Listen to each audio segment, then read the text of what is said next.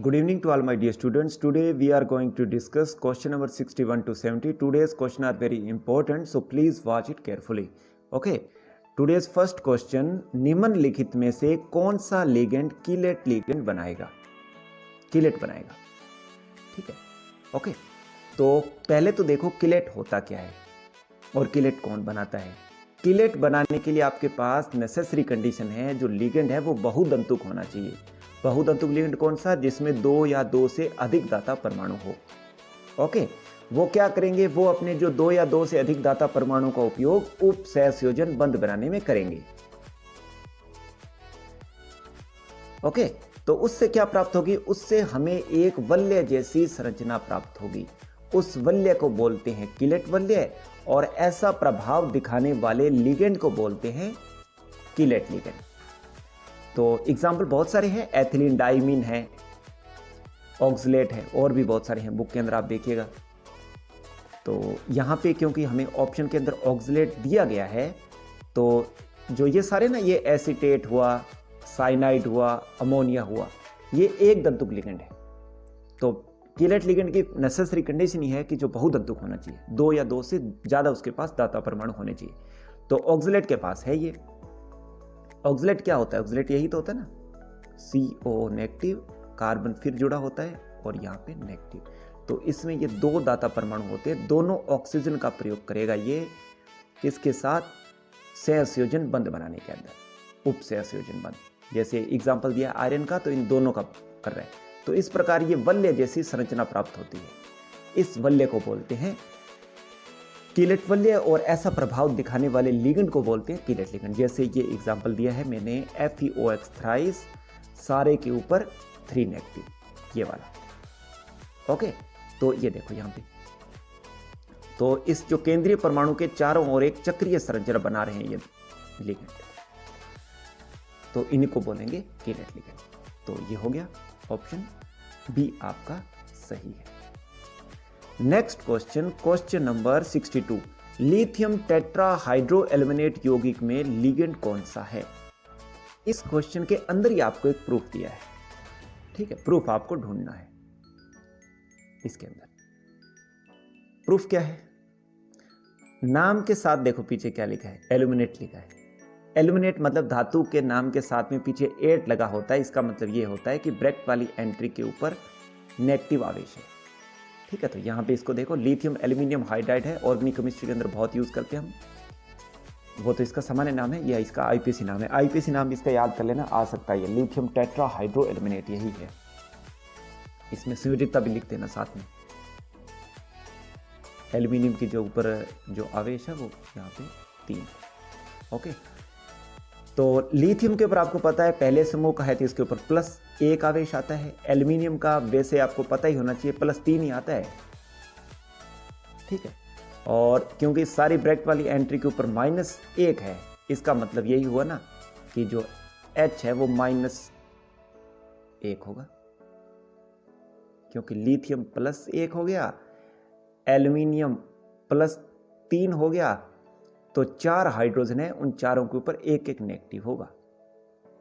Okay, तो इस नाम के साथ ही, वैसे एल्यूमिनेट है नाम, धातु नाम के साथ में एट नाम लगे, तो इसका मतलब जो होता है ब्रैकेट वाली एंट्री के ऊपर नेगेटिव है। तो ब्रैकेट वाली एंट्री के ऊपर नेगेटिव है, इसको ध्यान से देखोगे तो हाइड्रो आपके पास में होगा ये।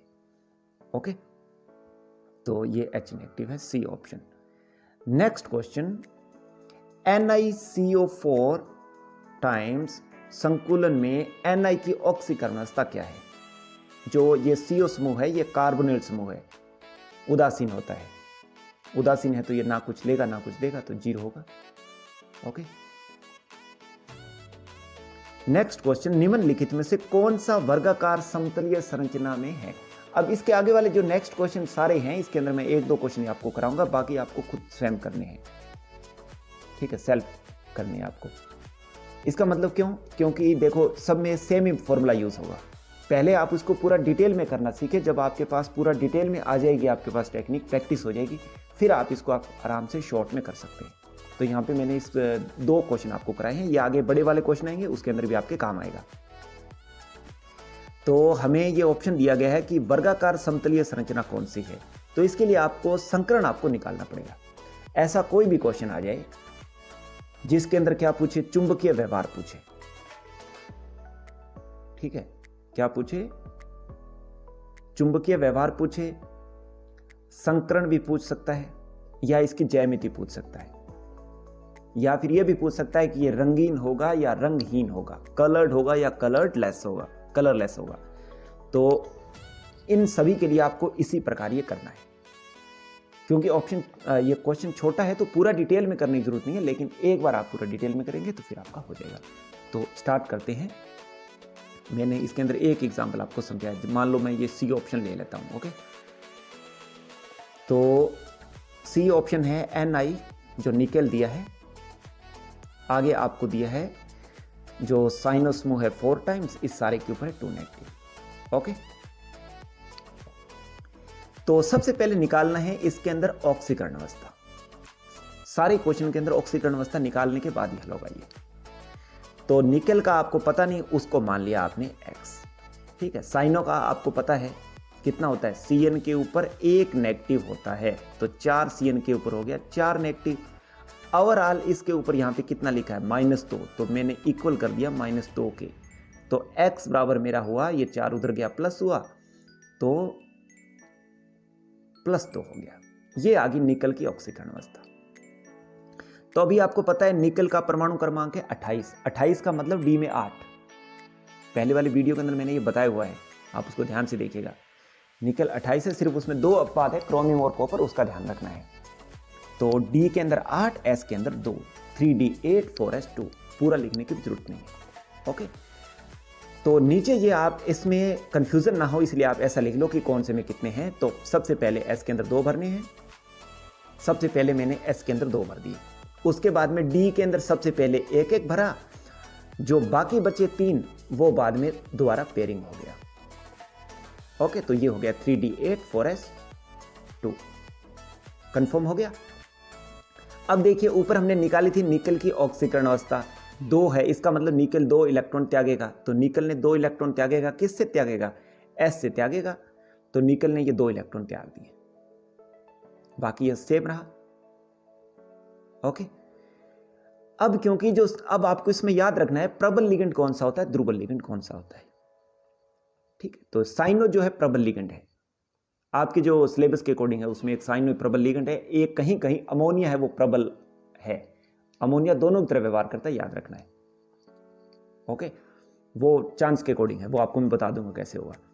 तो Cn नेगेटिव एक क्या है, प्रबल लिगेंड है। प्रबल लिगेंड होने से क्या करेगा, इसके जो प्रतिकर्षण के कारण ये जो D कक्ष के इलेक्ट्रॉन है उनका युग्मन हो जाएगा, ठीक है। ये D इलेक्ट्रॉन है, इनका युग्मन हो जाएगा। ओके, तो नेक्स्ट में देखो, इस जो 3D कक्ष के जो इलेक्ट्रॉन थे, ये 3 तो पहले में, इसमें तो 6 थे, इनका युग्मन हो गया। इनका युग्मन होने के बाद में पीछे कक्षक देखो कितने बचे, 1 2 3 4 और 5 कक्षक बचे। आपको Cn कितने लगाने हैं, 4 लगाने हैं। तो ये 4 कक्षक में Cn लग गया, जो डबल मैंने क्रॉस करके लिखा है ना, वो Cn है, नीचे लिखा हुआ है। तो इसमें देखो ये अब आपका संकरण कौन सा हो गया, D का 1 यूज हुआ, S का भी 1 यूज हुआ और P के 2 यूज हुए, तो DsP2 संकरण हुआ। और जो DsP2 संकरण हो तो ज्यामिति कौन सी होती है, अब संकरण तक करोगे तो फिर आपको ज्यामिति अपने आप आएगी। DsP2 संकरण हो तो वर्गीय समतल ज्यामिति होती है, ठीक है। इसके बाद में आगे मैंने एक थोड़ा एक्स्ट्रा भी कर दिया, कई बार आगे पूछ लेता है चुंबकीय व्यवहार कैसा है इसका। तो चुंबकीय व्यवहार कैसा है, तो इसके देखो सारा कुछ करने के बाद में D में कोई क्या अयुग्मित इलेक्ट्रॉन है। यदि D में किसी प्रकार का कोई युग्मित इलेक्ट्रॉन नहीं है तो होगा अनुचुंबकीय, नहीं प्रतिचुंबकीय। अब इसमें सारे युग्मित हैं, सारे युग्मित है तो प्रतिचुंबकीय हो गया, क्योंकि अयुग्मित इलेक्ट्रॉनों की संख्या 0 है, इसलिए संकुलन क्या होगा, प्रतिचुंबकीय। तो इसका चुंबकीय आघूर्ण निकालने का फॉर्मूला मैंने यहाँ पे बता दिया, इसके अंदर पूरा बता दिया, जो आपका बड़ा क्वेश्चन आएगा उसके अकॉर्डिंग बताया मैंने। म्यू = n × n+2, इसका अंडर रूट, तो 0। ओके, तो ये आपका हो गया। वैसे इसके अंदर यही था वर्गीय समतल। अब जैसे आपकी प्रैक्टिस ज़्यादा हो जाएगी तो फिर आप इसको शॉर्ट ट्रिक से भी कर सकते हैं, ठीक है, क्योंकि फिर आपको ये बनाना नहीं पड़ेगा। तो पहले आप इसको पूरा करें, फिर बाद में हो जाएगा ये। ओके, नेक्स्ट क्वेश्चन, निम्नलिखित में से कौन सा अनुचुंबकीय है? अब वैसा ही क्वेश्चन है सेम, इसके अंदर भी मैंने एक करके बता दिया। करके क्या बताया मैंने अभी थोड़ी देर पहले बताया था ना, अमोनिया वाला। तो इसमें मैंने अमोनिया वाला एग्जाम्पल ले लिया कि अमोनिया कहाँ पे युग्मन करेगा, कहाँ पे नहीं करेगा। साइनो जो है वो प्रबल लिगेंड है, अमोनिया दोनों की तरह व्यवहार कर देता है, कभी कभार दुर्बल की भांति भी और प्रबल की भांति भी। वो आपको जब लास्ट में संकरण निकालेंगे वहां पर पता लगेगा आपको क्या करेगा ये। तो सबसे पहले मैंने इसके अंदर यही ले लिया, ये CONS3 6 टाइम्स, इस सारे के ऊपर +3। जो कोबाल्ट है उसका परमाणु क्रमांक 27 होता है। तो सबसे पहले हम इसके अंदर ऑक्सीकरण अवस्था निकालेंगे। ऑक्सीकरण अवस्था निकालेंगे तो ये जो अमोनिया है ये तो उदासीन है, तो इसके ऊपर जो +3 ही आ गया ऑक्सीकरण अवस्था। ऑक्सीकरण अवस्था +3 आ गई। तो नेक्स्ट क्या हुआ, ये जो इलेक्ट्रॉनिक विन्यास लिखना है कोबाल्ट का 27 है, इसका मतलब डी में 7, स्कैंडियम के अंदर 1, टाइटेनियम के अंदर 2, इस प्रकार आगे चलता जाएगा। जितने जो नंबर है ना, जैसे 28 का 8 होगा, 29 वाले का याद रखना 3d10 है, वो अपवाद है। एक 24 वाला जो क्रोमियम है वो अपवाद है। तो 3d7 4s2। तो इसके बाद मैंने आगे लिख लिया ये, सबसे पहले s के अंदर 2 इलेक्ट्रॉन भरे और पहले इसके अंदर एक एक भरा d के अंदर, ठीक है, पहले d के अंदर मैंने एक एक भरा, फिर बाद में युग्मन कर दिया, तो ये d के अंदर हो गए 7 इलेक्ट्रॉन। अब क्योंकि ऑक्सीकरण अवस्था कितनी आई है, ऑक्सीकरण अवस्था पर ध्यान देना, बस +3। इसी प्रकार लिखना, बड़ा क्वेश्चन भी आपको ऐसे ही करना है।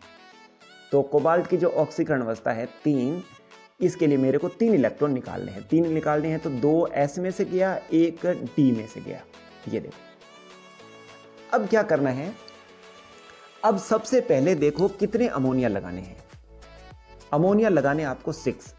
तो सबसे पहले आप देखो कि क्या इसके पास 6 कक्षक है, बाहर वाला लेकर भी, ठीक है। P तक आप ले लेना पहले, तो P के 3, S का 1, ये P खाली है, ठीक है, बाहर वाला। तो D का मेरे पास हुआ 1, तो मेरे पास 3 और 2 5 हुए, मेरे को लगाने हैं 6। 6 कैसे लगाऊं, यदि मैं इन D का युग्मन कर दूं तो मेरे पास 6 कक्षक हो जाए, बाहर वाले की नौबत ना आए, ठीक है। और वैसे भी आपको बताता हूं, 2D कभी नहीं होंगे।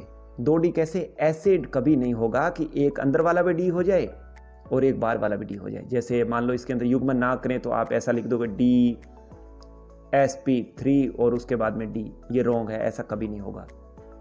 ओके, तो ये इसका कर लिया युग्मन।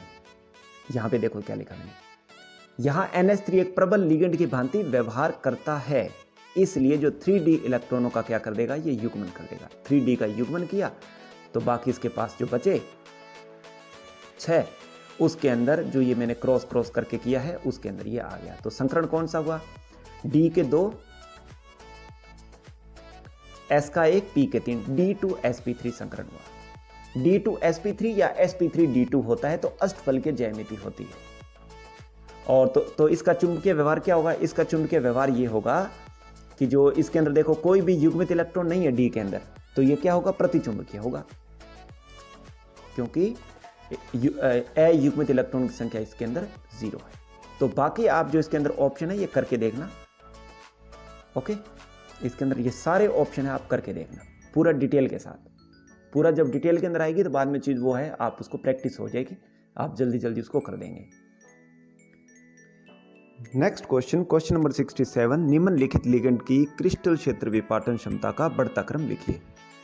तो इसके अकॉर्डिंग आपको ये थोड़ा याद रखने वाला है, क्योंकि इसके अंदर आपको जो स्पेक्ट्रो रासायनिक श्रेणी दी है बुक के अंदर कंप्लीट, वो आपको याद करनी पड़ेगी। ओके, तो वो आप याद कीजिएगा, उससे फिर ये होगा। वैसे मैं आपको बता देता हूँ, इसके अंदर जो एक ट्रिक जो मैंने यूज़ की है वो फ्लोरो क्लोरो ब्रोमो आइडो, इसके अंदर इस प्रकार है नेगेटिव। इनके अंदर बीच में एक एक और भी है, एक आधा और भी है, वो आप कंप्लीट देखना। तो आप उसके अंदर थोड़ा बहुत देखोगे, एक आधा फिर दूसरा ऑप्शन याद रख लेना कि वो उससे पहले है, उससे बाद में है, ठीक है। तो ये आप देखोगे, जैसे मैंने देखा ना, क्लोरो फ्लोरो ब्रोमो आइडो, उसमें ऐसे है फ्लोरो क्लोरो ब्रोमोआइडो ऐसे है, इनके बीच में कुछ कुछ और है, ठीक है। जैसे OH नेगेटिव हो गया, H2O हो गया, वो पहले है या बाद में है, तो उससे आप उसको याद रख लेना। नेक्स्ट क्वेश्चन है NiCO4 टाइम्स की संरचना क्या होगी। ये संरचना जैसे अभी मैंने आपको ऊपर बताया है उसके अकॉर्डिंग आप करना, ओके। तो फिर वो अपना हो जाएगा। संकरण निकाल ले, संकरण निकालने के बाद देखना निम्नलिखित में से कौन सा बाह्य कक्षक संकुलन है। तो इसके अंदर आप देखोगे, बाद में आप आपके जो है सब निकाल के देखना, सारा निकाल के देखोगे तो फिर आपको पता लगेगा कि इसका है बी का क्यों है, क्योंकि देखो बी का होगा 3d10 4s2, क्योंकि जिंक दिया है और जिंक के ऊपर इसमें +2 आवेश आएगा, +2 आवेश आएगा तो 3d10 रहेगा, 3d10 रहेगा मतलब डी का युग्मन वगैरह तो होगा नहीं, तो इसके अंदर जो डी यूज होगा वो बाहर वाला डी यूज होगा, जो थोड़ी देर पहले मैं ऊपर भी ये बात कर रहा था कि कौन सा यूज होगा, ठीक है। तो इसमें जो डी यूज होगा वो बाहर वाला होगा। इसके अंदर एक S यूज होगा, P के 3 यूज होंगे और D के 2 यूज होंगे, sp3d2 संकरण आएगा। इसका पूरा आप निकाल के देखना, ओके। नेक्स्ट क्वेश्चन है CrH2O4 टाइम्स Cl2 में क्रोमियम की ऑक्सीकरण अवस्था क्या है। तो क्रोमियम की ऑक्सीकरण अवस्था निकालनी है तो क्रोमियम को मान लो X, H2O पर किसी प्रकार का कोई आवेश नहीं होता तो इसकी होगी 0। क्लोरीन के ऊपर 1 नेगेटिव होता है तो 2 क्लोरीन के ऊपर 2 नेगेटिव हो गया। ओवरऑल इसके ऊपर किसी प्रकार का कुछ नहीं दिया हुआ मतलब 0 है,